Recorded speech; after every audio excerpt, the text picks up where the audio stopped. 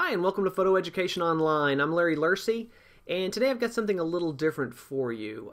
Instead of our usual Photoshop or photography tutorials, I'm going to do an image critique today. I had somebody send me this image. Actually, I've got two of them, and I've had some people asking me to do those as part of the tutorials for a while now, and haven't gotten around to it, so I figured this was a good time to work it in. So I'm going to look at a couple images here and just kind of give my feedback on them, and we'll see how it goes. This image here was actually taken by Andy Nelson. Andy lives in London, and he took this shot in New Zealand. He's in this, I guess, like a cave or cavern type arch of rock that he's under here, and created these really interesting images. And from the notes that he sent, I guess these were shot on his with his 7D. He was at ISO 100, about a half-second exposure. This one I think was at f8. The first thing that jumps out to me is, I think if you were going to shoot something like this again in the future, Andy, I would probably go with a deeper depth of field, maybe an f16 or something like that. Mainly because you've got these big areas of the image right here in the foreground that don't look like they are sharp. And you've got it down here to a certain extent. It's not so bad down here, but this section here doesn't look sharp to me, but maybe that's just the reflection. But definitely up here doesn't look as sharp. And I know he was on a tripod, so it wouldn't be motion, I wouldn't think. So I would say probably just you were focused down at this end, and you got this area nice and sharp, but the stuff back here was out of your depth of field. So as long as you're on a tripod, you're standing still, there's not a whole lot of moving parts in this image, I think I would have been inclined to really make sure that everything in the frame is tack sharp. And even if that means stitching together some different images, or definitely would probably bump up that ISO. It's such a low light situation, I would definitely not be using ISO 100. The problem you have as you start going up in the ISO, obviously, is you get more noise and things like that in the image. But I guess just my 2 cents, I'd rather have a little bit of noise in the image than have something soft or out of focus. So I think it would have probably been in your best interest to bump it up to at least 400 or so on the ISO, if not higher, and go ahead and stretch out that depth of field some. So anyways, that's the first thing that jumps out at me. I love the fact that this kind of looks like an eye, and you being in here really gives, it's definitely accomplishing giving us some scale. I would have liked it better if you could have gotten over to this part right here, and I don't know if that's even possible if there's a giant gap right there, but if you could have gotten here where you were more in the center of this, it almost looks like an eye to me, and I think it would have been cool kind of to have had you right in that, and then shifted the whole camera over here to the right to keep, I like how you've got yourself down here, you've done a good job compositionally with rule of thirds, putting yourself right down in this area. The thing to me is this area over here is much more interesting than this along here. So I would rather have this and this than this and this, if that makes sense. So I would have liked it if you could have had a little more space here on the right and cut off some of this so that we could have had you right in that spot, still had you down in the rule of thirds, and had a really nice look that way. So that's just kind of an initial thought on that. Part of this problem is it's such a low contrast scene. There's not a whole lot of blacks and whites in it, so it comes out very gray.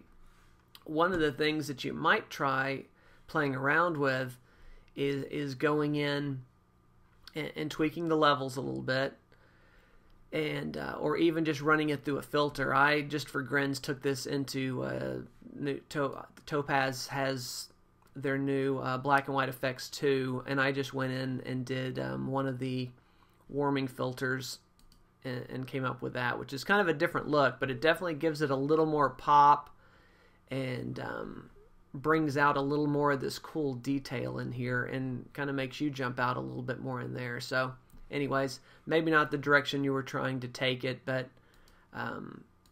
just kind of a different, more impact type of look.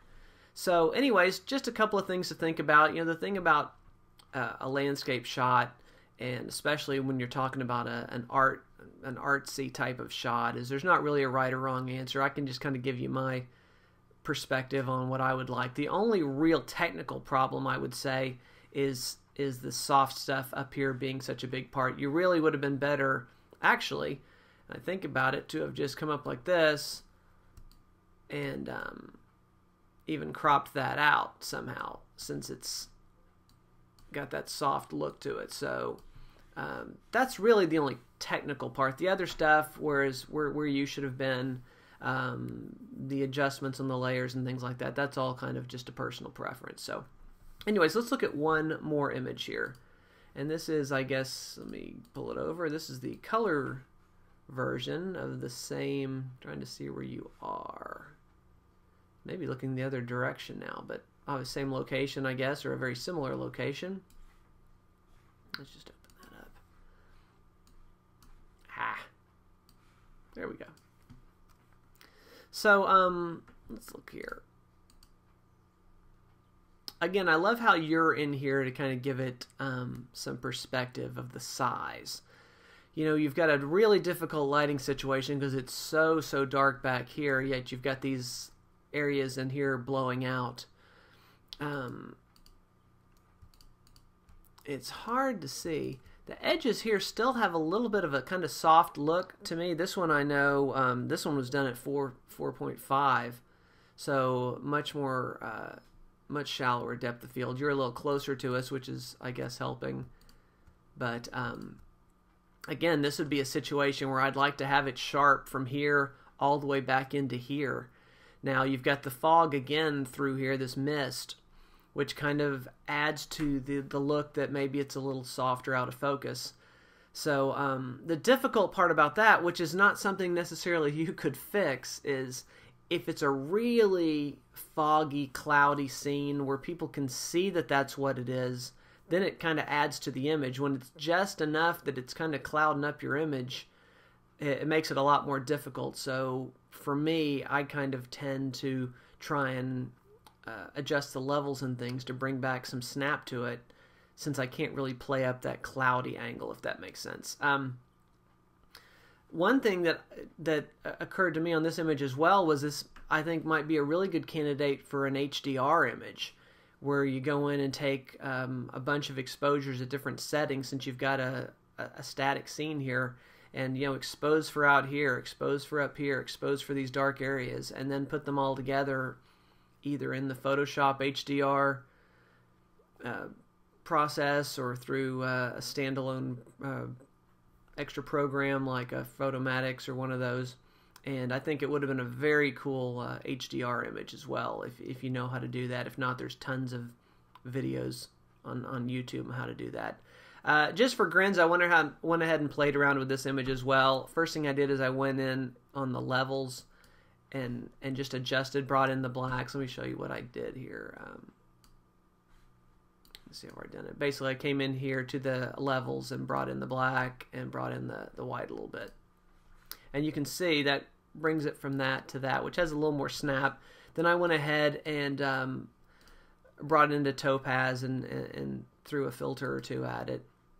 It kind of gives it a little more pop like that. So again, I ended up with from that to that, which to me has a little more excitement to it, a little more pop, but again, not necessarily the look you're looking for. This just has a very hazy feel to it, which again I understand is from that coming through there. But the problem is, if someone didn't know that, I knew it because you told me in the email, but if someone was just looking at this, they might look at it and think it's just underprinted, or think that it was just underexposed, as opposed to going ahead and popping it all together. You're still getting this grand scheme, your great composition here. You've got the green and the reds and yellow together. You've still got all your elements working here compositionally, and your lighting still looks nice, but without kind of that foggy look to it. So anyways, that's just kind of my suggestions on this thing. It's a very cool location. I would love to photograph there. Just a few thoughts of things you might try in the future. So anybody else, I'd love to hear your feedback on things you like or don't like about it, or suggestions on how to improve it. So anyways, thanks for stopping by and watching the video, and be sure to check back for more tutorials. Thanks a bunch. Bye-bye.